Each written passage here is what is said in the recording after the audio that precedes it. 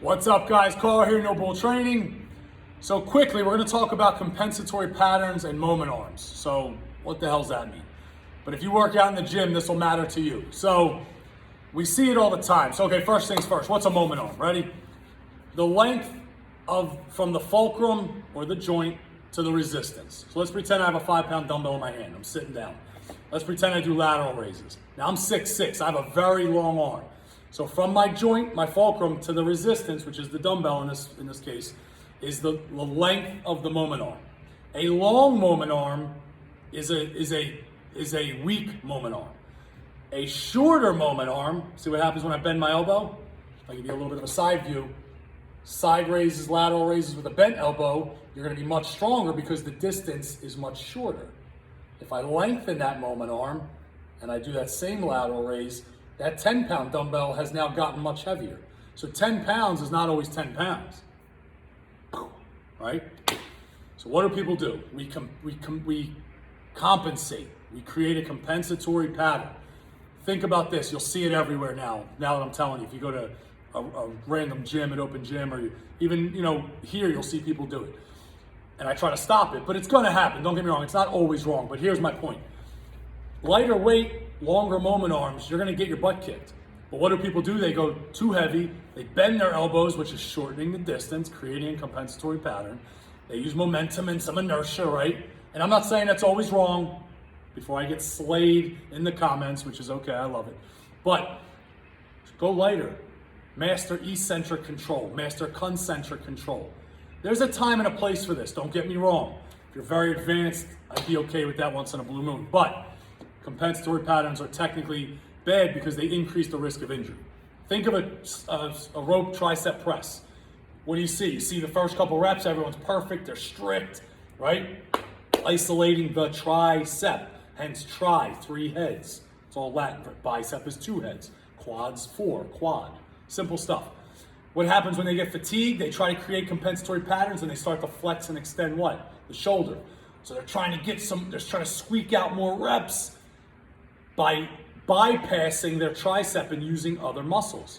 Again, is it always wrong? No.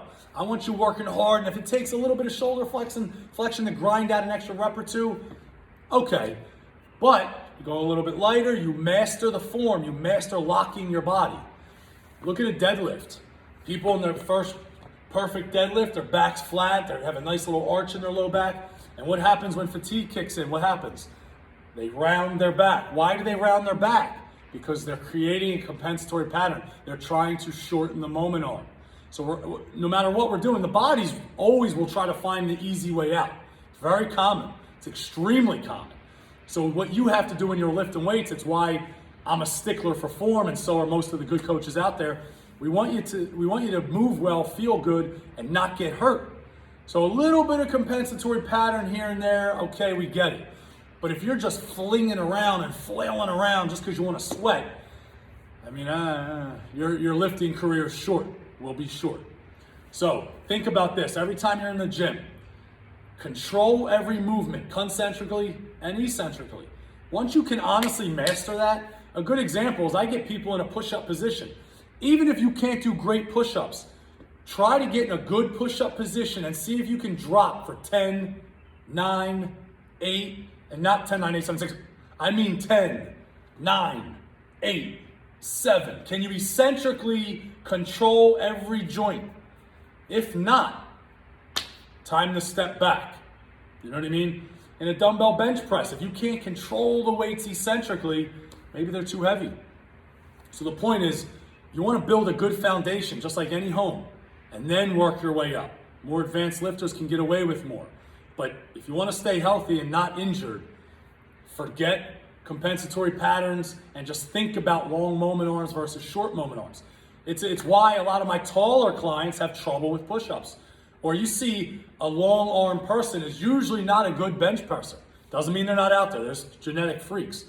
But shorter people with shorter moment arms are usually better deadlifts, better bench pressers, better at chin-ups. So if you have longer arms, it doesn't mean just give up and quit.